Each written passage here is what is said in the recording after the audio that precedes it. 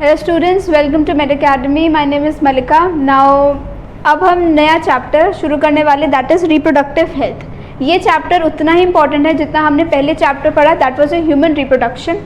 जितना वो था उतना ही मैक्सिमम जितनी वेटेज कैरी ये भी चैप्टर करता है। रिप्रोडक्टिव हेल्थ में मतलब इसका क्या हुआ? रिप्रोडक्टिव हेल्थ, हेल्दी का मतलब क्या हुआ? That a human being is healthy when he is physically, emotionally as well as behaviourally healthy. Normal interaction लोगों से होती है उसकी।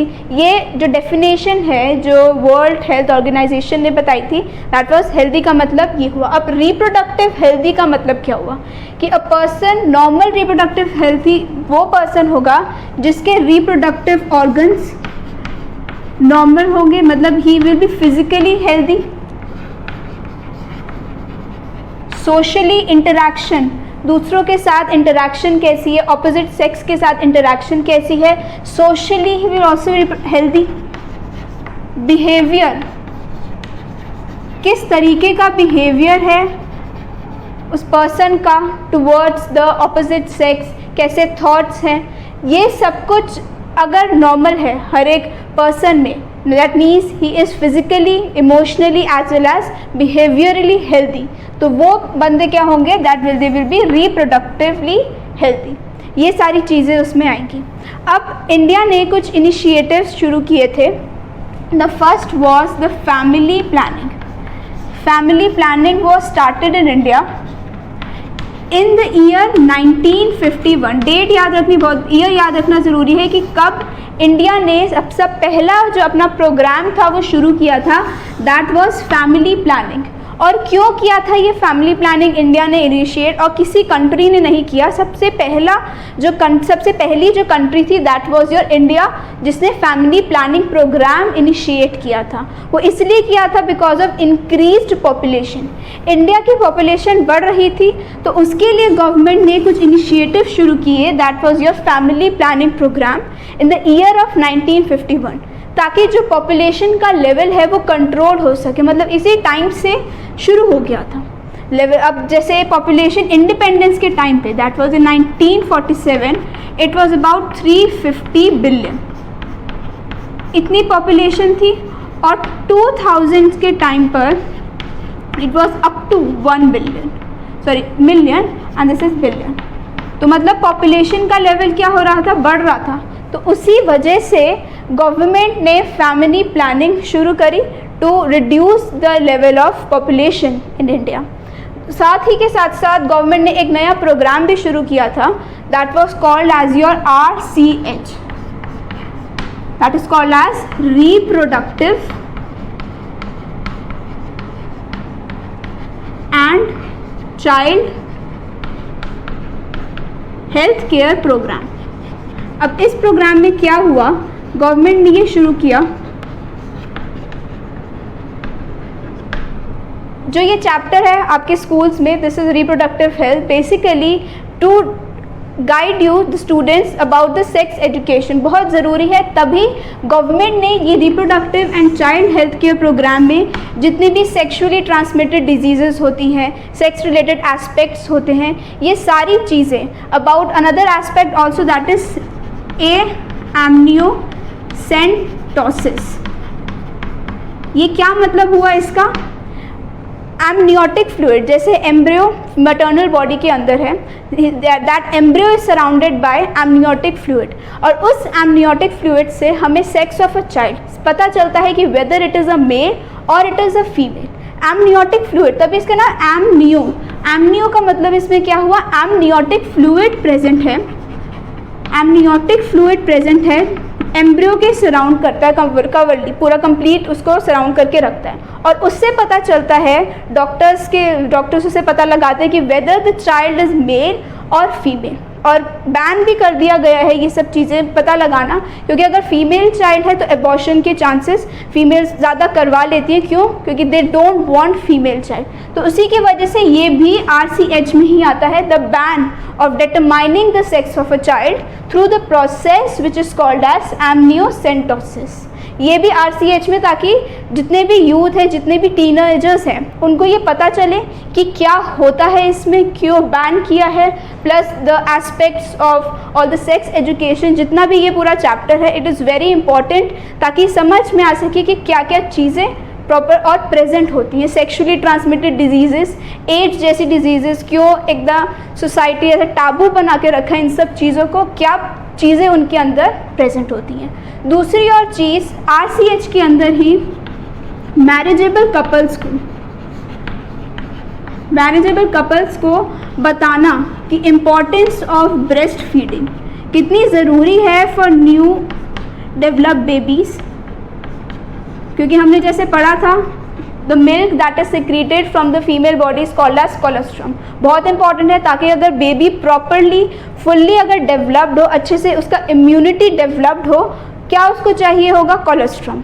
अगर वो नहीं मिलता है then he will be weak, कितना भी उसको मेडिसिन आगे जाके मिल जाए, कितना भी मिल जाए, ही विल बी वीक। तो importance of breastfeeding, marriageable couples को बताना कि कितना ज़रूरी है। Postnatal care of mother, after the delivery of a baby, mother की केयर कैसे करनी चाहिए, पहले प्रेगनेंसी के टाइम पे केयर कैसे करनी चाहिए, बिकॉज वो जो पीरियड होता है that is very crucial for baby as well as for mother. तो ये सारी चीज़ें गवर्नमेंट ने इनिशिएटिव शुरू किया इन्फॉर्मेशन देने के लिए, बच्चों को भी, जितने भी स्कूल्स में ये जो चैप्टर है इसी के लिए, क्या इन्फॉर्मेशन आपको मिल सके, क्या क्या चीज़ें आती हैं, प्लस मैरिजेबल कपल्स को भी इन्फॉर्मेशन दी कि क्या चीज़ें, breastfeeding, prenatal, postnatal care के बारे में बताया। ये और एमनियोसेंटोसिस, ये भी मैरिजेबल कपल्स को इसकी इन्फॉर्मेशन भी बताई in the programme that is called as reproductive and child health care programme. ये इनिशिएटिव गवर्नमेंट ने शुरू किया। मेन डेट याद रखनी है, फैमिली प्लानिंग कब शुरू करी गई और RCH में क्या क्या चीज़ें आई गई, बच्चों को, टीनेजर्स को, स्कूल स्टूडेंट्स को, मैरिजेबल कपल्स को, इन सब रिप्रोडक्टिव हेल्थ के बारे में, सेक्स रिलेटेड एस्पेक्ट्स के बारे में जितने भी इन्फॉर्मेशन थी वो सारी के सारी reproductive and child health care programme में आई। अब बात करते हैं धीरे धीरे करके, जैसे बात करी हमने 1947 में 350 मिलियन पॉपुलेशन थी और फिर 2000 में 1 बिलियन, अब तो बहुत ही ज़्यादा हो गई है। तो पॉपुलेशन का लेवल क्या हो रहा है, बढ़ रहा है। तो उसके लिए कुछ ऐसे प्रोग्राम्स भी बनाए गए, जैसे आपने सुना होगा हम दो हमारे दो, न्यूक्लियर फैमिलीज। गवर्नमेंट ने ऐसे इनिशिएटिव शुरू किया कि अगर मैरिजेबल कपल है, मैक्सिममली 2 चिल्ड्रन, मतलब 2 बच्चे ही उनके होंगे। क्यों? क्योंकि पॉपुलेशन अगर 6-6, 7-7 बच्चे हो रहे हैं तो पॉपुलेशन का लेवल भी क्या हो रहा है, बढ़ रहा है, राइट। ऑफ एज, जो मैरिजेबल एज ग्रुप होगी फॉर द फीमेल, गवर्नमेंट ने ही ये सेट करी, it will be 18 years and for male that will be 21 years. जैसे पहले के टाइम में चाइल्ड मैरिज होती थी, तो देख कर कि पॉपुलेशन का लेवल इतना बढ़ रहा है तो इतनी एज सेट कर दी for marriage, for male as well as for female, ठीक है। और न्यूक्लियर फैमिलीज़ का इनिशिएटिव शुरू किया कि हर एक फैमिली में अप्रॉक्स मैक्सिममली 2 बच्चे जो होंगे, ज़्यादा नहीं, क्योंकि पॉपुलेशन का लेवल कंट्रोल करने के लिए। अगर इतने इनिशिएटिव, इतने प्रोग्राम्स गवर्नमेंट ने शुरू करे, क्या रीज़न था, क्यों अगर पॉपुलेशन का लेवल बढ़ रहा है क्यों नहीं बढ़ने दे रहे, क्यों कंट्रोल करना बहुत ज़्यादा ज़रूरी है पॉपुलेशन को। जस्ट बिकॉज अगर धीरे धीरे करके पॉपुलेशन का लेवल बढ़ेगा तो क्या होगा, खाने की कमी होगी, कपड़ों की कमी होगी, शेल्टर, घर नहीं मिलेगा। इन सब चीज़ों को कंट्रोल करने के लिए, ताकि हर एक बंदे को, each and every person will get adequate amount of जितना भी ये सारी चीज़ें हैं, ताकि उसे मिल सके और अपनी नॉर्मल लिविंग वो कर सके। तो ये सारी चीज़ें गवर्नमेंट ने शुरू करी to reduce the level of population, right, in India. अब और भी सारी चीज़ें आती हैं कम करने के लिए, कुछ कॉन्ट्रासेप्टिव मेथड्स भी यूज़ करें ताकि male and female during sexual intercourse, ताकि पॉपुलेशन का लेवल कम हो सके, उसके लिए अलग अलग कॉन्ट्रासेप्टिव मेथड्स भी यूज़ किए गए थे। और अलग अलग टाइप के कॉन्ट्रासेप्शन मेथड्स थे।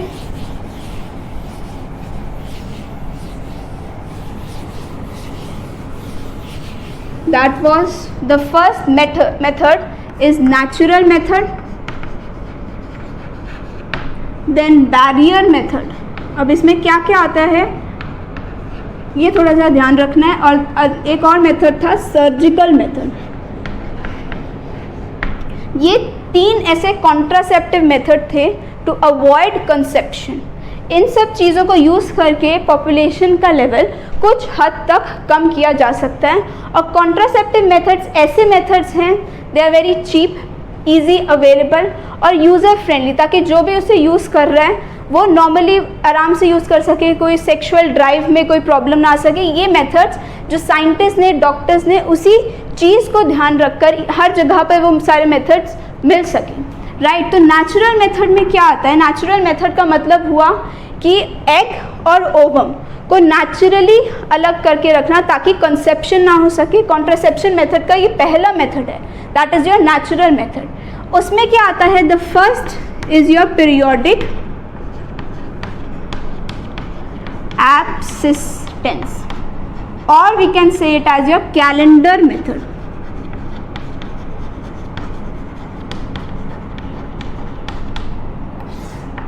इसमें क्या होगा? that the male and female should avoid sexual intercourse between 10 to 17 days of menstrual cycle. जैसे नॉर्मल फीमेल की menstrual cycle is about 28 days.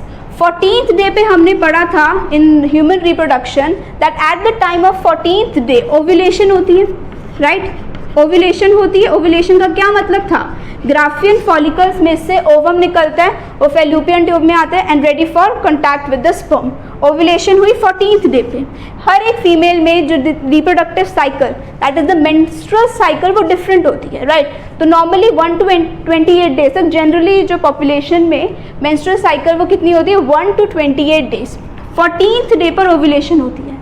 तो इससे एक हफ्ता पहले और एक हफ्ता बाद they should avoid sexual intercourse. क्यों ज़रूरी है? मतलब 10th और 17th डे, 2-3 दिन पहले अवॉइड करना चाहिए। क्यों? क्योंकि जो एग है, एग फैलोपियन ट्यूब में प्रेजेंट होगा, मतलब यहाँ पर थोड़ा बहुत रेडी होगा ताकि वो फैलोपियन ट्यूब से जाइगोट बन सके। तो इस टाइम पर 10th to 17th डे, ये जो पूरा टाइम है, female should avoid sexual intercourse ताकि कंसेप्शन के चांसेस, इस पीरियड को फर्टाइल पीरियड भी बोलते हैं।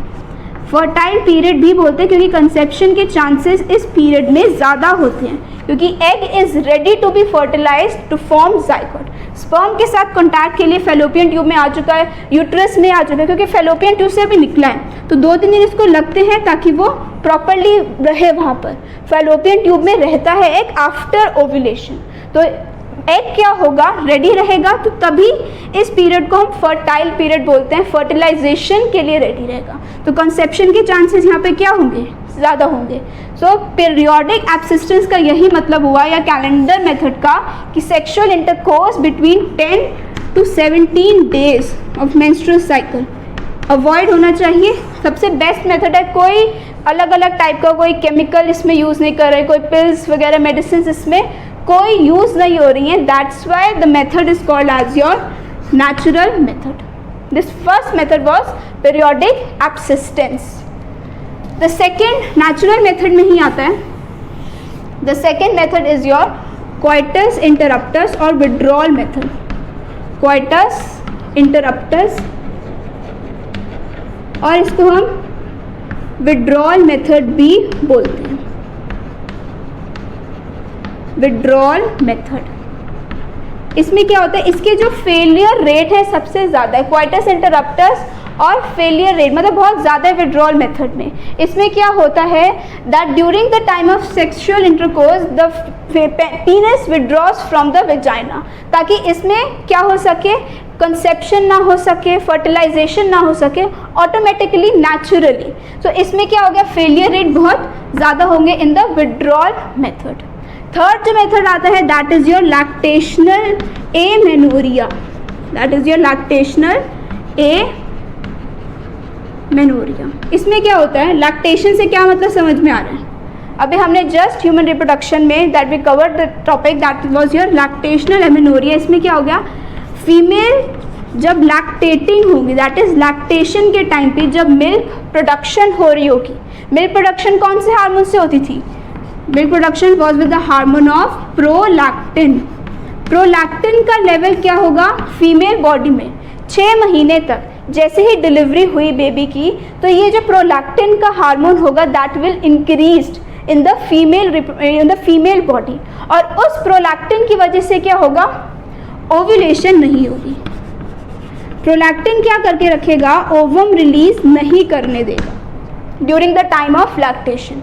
फीमेल्स में प्रोलैक्टिन का लेवल ज़्यादा तो मिल्क की सिक्रीशन क्या होगी, ज़्यादा होगी, और ओव्यूलेशन, मतलब ओव्यूलेशन के 2 हार्मोन्स थे, we discussed in the chapter human reproduction that ovulation के 2 हार्मोन्स है LH and FSH, LH and FSH। तो ये प्रोलैक्टिन क्या करेगा, FSH और LH को इनहिबिट करेगा, इसकी सिक्रीशन नहीं होने देगा, और अगर इसकी सिक्रीशन नहीं हो रही है तो क्या होगा, ओव्यूलेशन नहीं होगी, राइट। तो इसमें कॉन्सेप्शन के चांसेस क्या होंगे, एकदम निल होंगे, क्योंकि ओवम ही सिक्रीट नहीं हो रहा है, फर्टिलाइजेशन कैसे हो सकती है, right.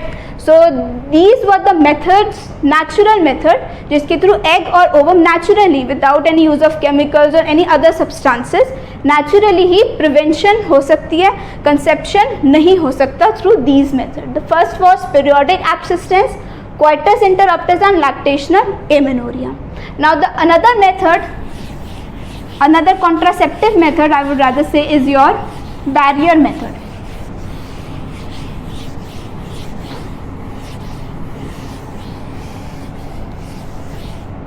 Another method is your barrier method. Barrier method में the most adaptive method is the use of condoms. इसमें क्या होगा, पहले तो क्यों यूज़ करते हैं, because they are user friendly, cheap, हर जगह मिलते हैं, इजीली अवेलेबल। एक रीज़न ये है both for male as well as for female, दोनों के लिए ही यूज़ किया जाता है, and these are thin rubber sheet और लैटेक्स शीट भी बोल सकते हैं, दैट इज थिन रबर और your latex sheet, right. Male में पीनस में ये इंसर्ट होता है एंड फीमेल में इन योर सर्विक्स, ठीक है। मेल में होता है पीनस में एंड फीमेल में cervix. The very popular in the male is निरोध,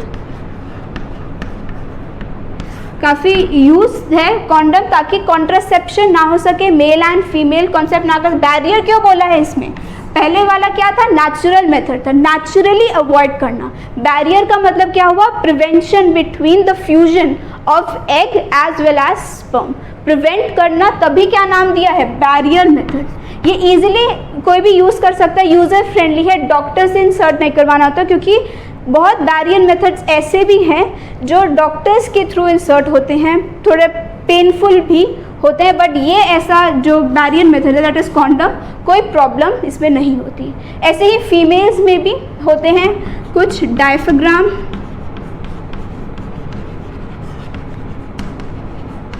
कैप्स, ये फीमेल के सर्विक्स रीजन में लगते हैं, वॉल्ट्स, ये सारे कहाँ, फीमेल के सर्विक्स रीजन में लगते हैं, ताकि क्या हो सके, स्पर्म्स की एंट्री वेजाइनल रीजन में ना हो सके और कंसेप्शन हो पाए।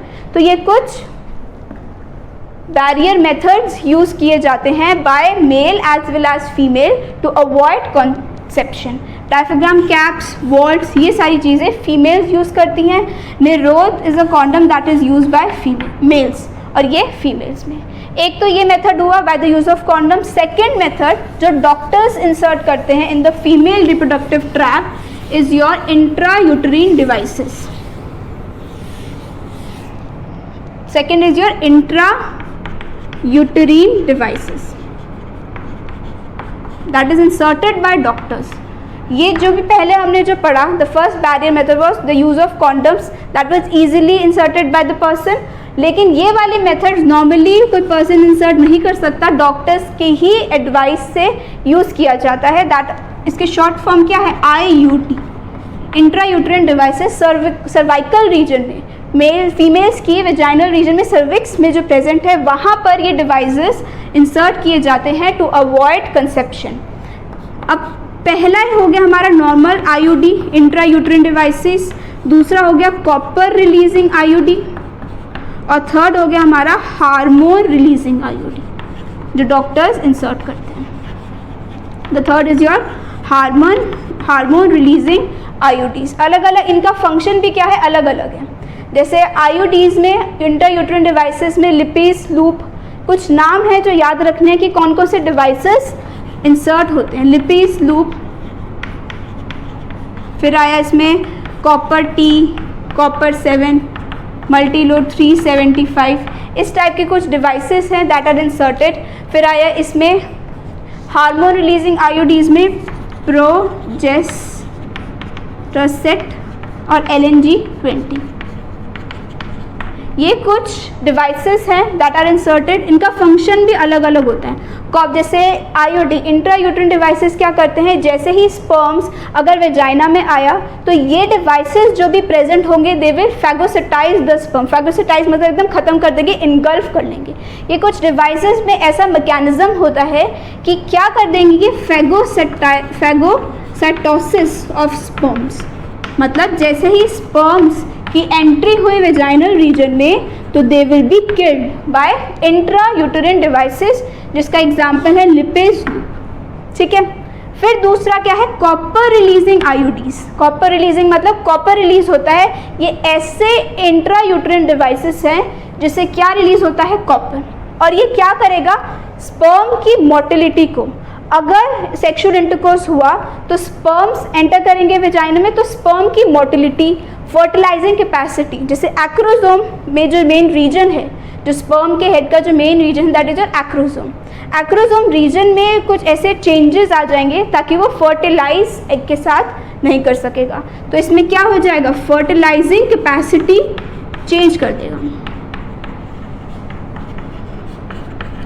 और स्पर्म्स ताकि डिक्रीज हो जाएगा स्पर्म की मोटिलिटी, जैसे हमने डिस्कस किया था थाउजेंड्स में स्पर्म्स एंटर करते हैं, उसमें से कुछ हंड्रेड्स में ही होते हैं जो आगे वेजाइनल ट्रैक्ट में आगे पास ऑन कर पाते हैं, right.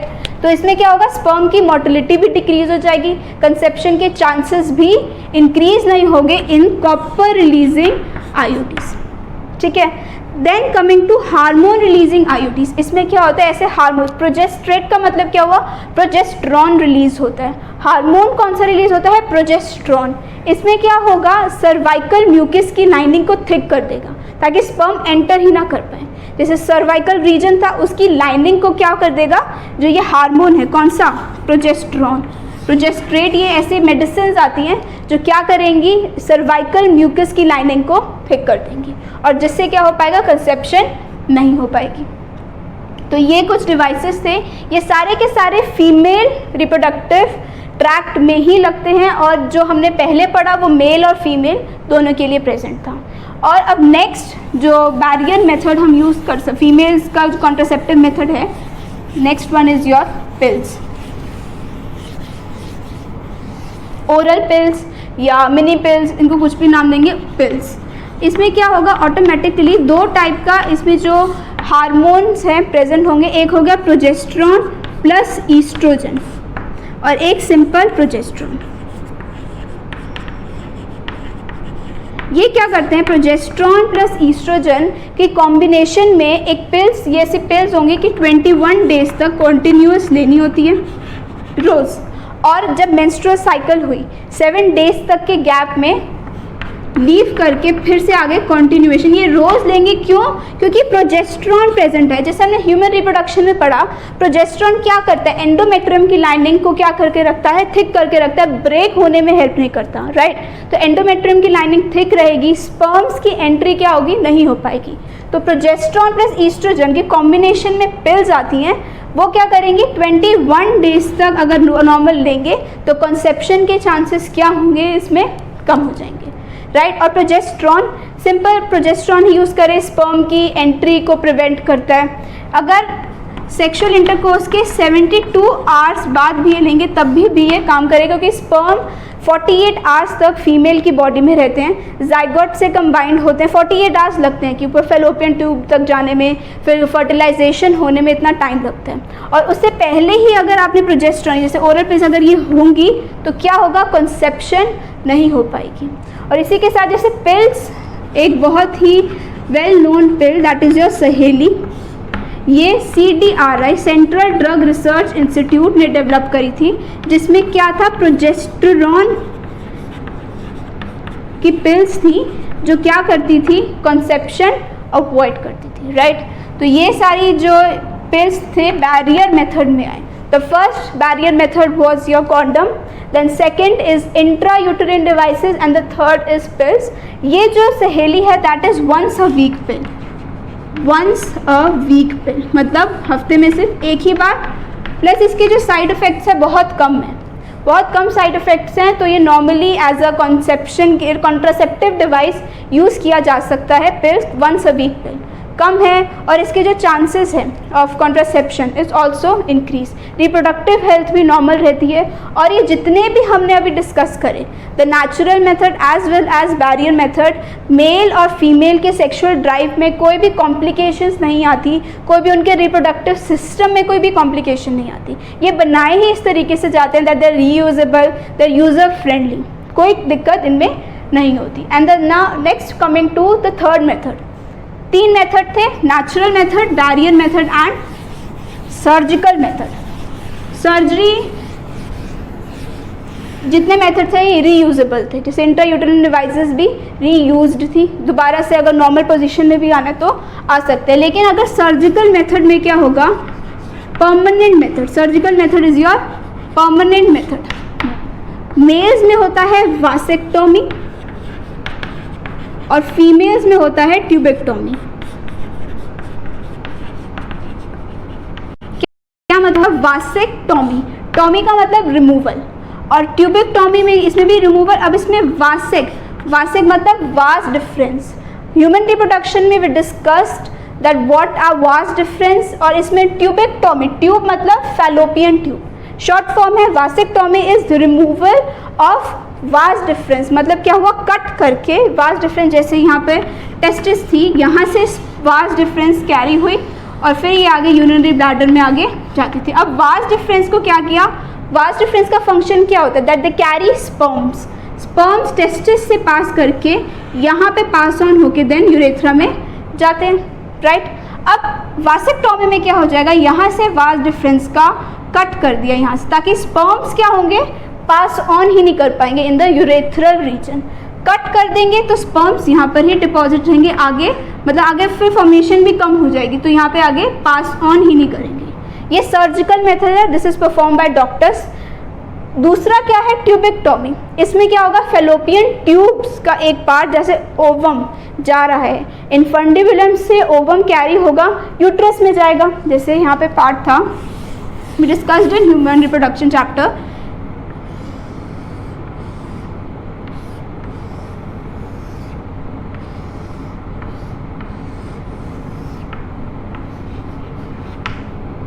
So this is your female reproductive tract, right?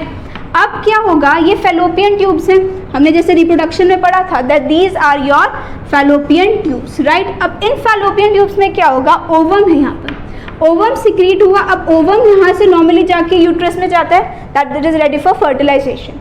लेकिन ट्यूबेक्टोमी में क्या हो गया, फेलोपियन ट्यूब को यहाँ से कट कर देंगे and they will be tied. Surgical method से ही फैलोपियन ट्यूब को कट कर देंगे और टाई कर देंगे, ताकि ये जो ओवम है वो नॉर्मली पास ऑन ना कर सके और फर्टिलाइजेशन के चांसेस क्या हो, बिल्कुल भी नहीं, क्योंकि this is the permanent method. और सबसे मतलब फेलियर के चांसेस इस मेथड में होंगे ही नहीं. जितने भी जैसे हमने पढ़े उसमें फेलियर के चांसेस हो सकते हैं, लेकिन सर्जिकल मेथड एक ऐसा परमानेंट मेथड है जिसमें क्या हो गया, फेलियर के चांसेस नहीं होंगे, क्योंकि आएगा ही नहीं ओवम, यूट्रस में पास ही नहीं करेगा. जैसे हमने वैसेक्टोमी में मेल्स में क्या होगा, वास्ट डिफरेंस से स्पर्म पास ही नहीं करेंगे तो आगे कैसे प्रोसेस कंप्लीट हो पाएगा, राइट. तो इसमें क्या होगा, वैसेक्टोमी में vas deferens are cut and then they are tied. Vas deferens, टोमी, कट एंड टाइड. इसमें भी fallopian tubes are cut and tied, right. So these were the 3 methods of contraceptive methods. Side effects इतने नहीं होते, normally abdominal pain, irregular menstrual bleeding, थोड़ी nausea, these are the normal ill effects which are present, but ज़्यादा कोई danger level इसमें इतना नहीं present होता. सो these were the 3 methods that we discuss about the contraceptive methods, barrier method, natural method as well as your surgical method, right. So आगे का हम जो medical termination of pregnancy act, infertility, that will discuss in next video. So this was all. कोई भी अगर आपको problem है इस चैप्टर से रिलेटेड, कोई टॉपिक नहीं समझ में आया हो, please write in the comment section below. Plus if you like the video please hit the like button, और साथ के साथ आप हमें टेलीग्राम चैनल पर भी फॉलो कर सकते हैं, जिसमें इस चैप्टर की हैंड रिटन नोट्स आपको वहाँ मिलेंगे। प्लस अगर आपको और कोई नीट से रिलेटेड कोई प्रॉब्लम है या कोई क्वेरी है, कोई चैप्टर या कोई टॉपिक नहीं समझ में आ रहा, आप इंस्टाग्राम पर मुझे DM कर सकते हैं। टेलीग्राम और इंस्टा का link given in the description box below. So please like, subscribe the channel made academy. Thank you very much.